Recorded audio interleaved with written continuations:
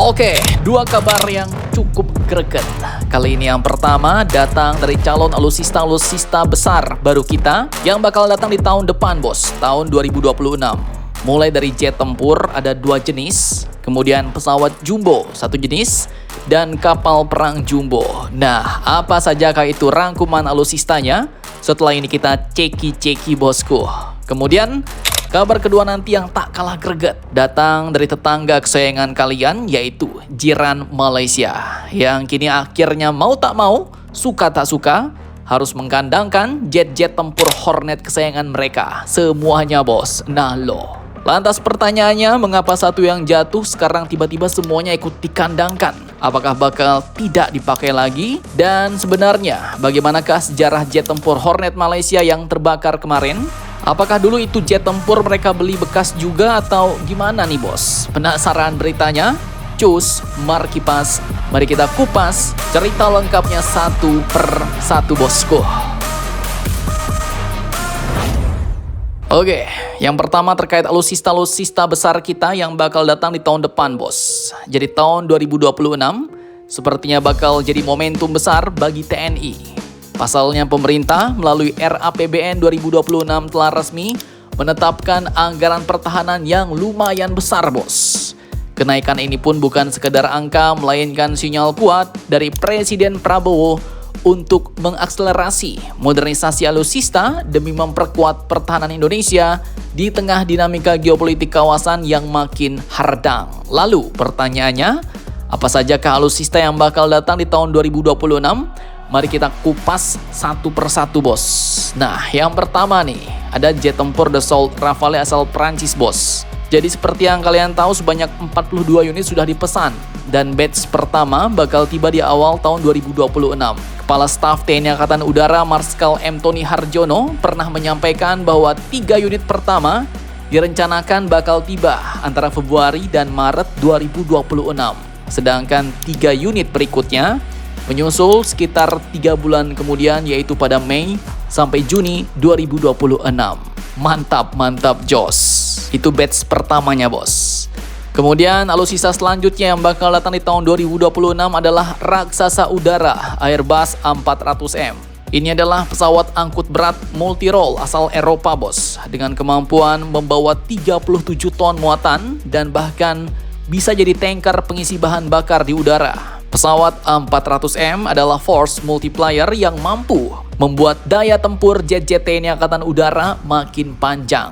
Dan kemarin, pesawat A400M pertama pesanan Pak Prabowo sukses terbang perdana di Spanyol, bos. Telah diuji manuver dan siap dikirim pada akhir 2025 ini. Nah, itu tadi alusista gacor asal Eropa, bos, Prancis dan Spanyol. Kemudian yang selanjutnya yang datang di tahun 2026 ada drone tempur dan juga jet tempur latih dari Korea juga akan datang. Nah, apa sajakah itu? Oke, jadi era perang tanpa awak juga akan tiba di Indonesia tahun 2026 nih, bos. Sebanyak 12 unit UAV Anka buatan Turki siap memperkuat TNI.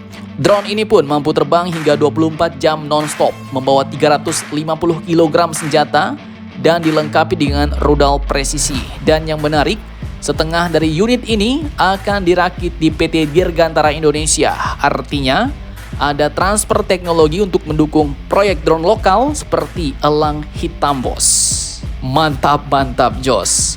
Kemudian selanjutnya tahun depan kita juga akan kedatangan T-50I Golden Eagle, jenis jet tempur latih asal Korea Selatan. Jadi pada Juli 2021 lalu Kemhan RI telah menaikkan kontrak dengan KAI dengan nilai 274,48 miliar won, bos. Dan kontrak itu mencakup pengadaan 6 unit T-50I beserta paket dukungan untuk melengkapi 16 unit yang sudah lebih dulu dimiliki sejak tahun 2014. Jet tempur latih ini pun juga bukan kelas kaleng-kaleng dengan kecepatan Mach 1,5. T-50I Golden Eagle tidak hanya melatih pilot-pilot muda, tapi juga bisa langsung dipakai untuk operasi tempur ringan, bos.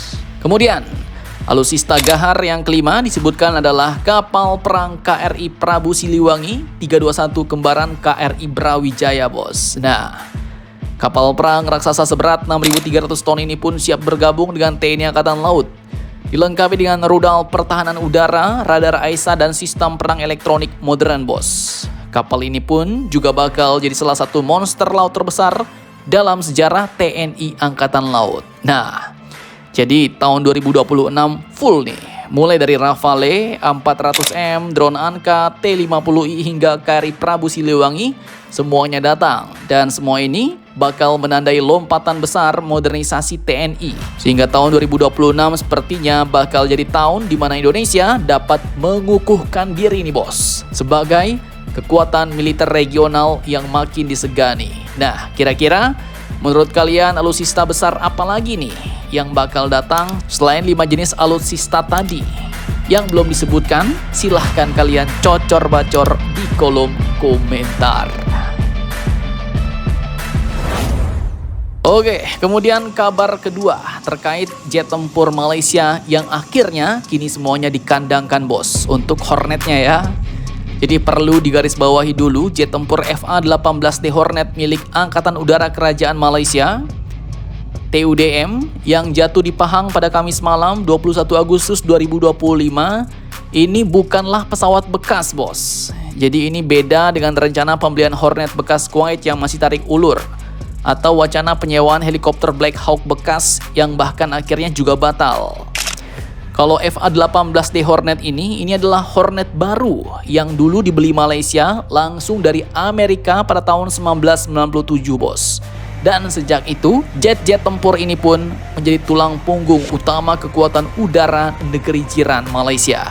Namun sayangnya kemarin, sejarah kelam pun kembali terjadi. Rekaman video yang viral di media sosial memperlihatkan momen dramatis saat jet tempur tersebut terbakar pada bagian belakang ketika lepas landas, sebelum akhirnya meledak hebat menghantam landasan. Detik-detik mencekam itu pun memperlihatkan bagaimana pilot dan kopilot berhasil menyelamatkan diri dengan kursi lontar hanya beberapa detik sebelum pesawat hancur. Nah, Kepala Staf RMAF Muhammad Norazlan Aris langsung mengumumkan bahwa seluruh armada Hornet Malaysia kini resmi dikandangkan untuk sementara, bos. Menunggu hasil investigasi menyeluruh. Jadi sebuah dewan penyelidikan khusus kini sudah dibentuk, terdiri dari petugas berpengalaman yang dilatih khusus untuk menyelidiki kecelakaan militer.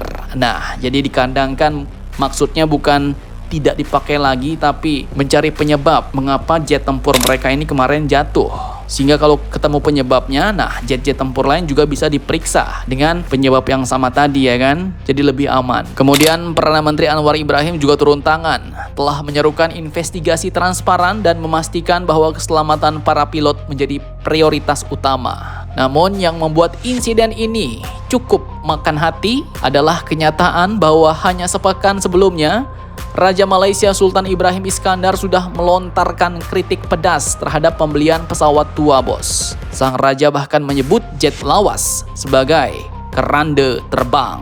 Sebuah sindiran keras yang kini seolah menjadi kenyataan pahit bagi RMAF, bos. Jadi seolah-olah Raja Malaysia kemarin sudah memberikan vision, memberikan ramalan, seperti ada firasat buruk, ya kan? Dan ternyata nyong sepula Hornet Malaysia. Dan inilah insiden besar pertama yang menimpa Hornet Malaysia sejak pertama kali dioperasikan hampir 3 dekade lalu, bos. Dan kini pertanyaan besar menggantung nih. Apakah ini pertanda bahwa sudah waktunya Malaysia segera mempercepat program jet tempur generasi baru, atau justru bakal makin terjebak dengan armada tua yang penuh resiko? Nah, kalau kalian diminta saran kira-kira bagaimana nih, bos? Menurut kalian, kalau mau beri saran kepada Malaysia, jangan lupa komentar. Tetaplah kalian barbar dan jangan santuy terus. Demi Indonesia tangguh, salam Indomax Indo Magazines.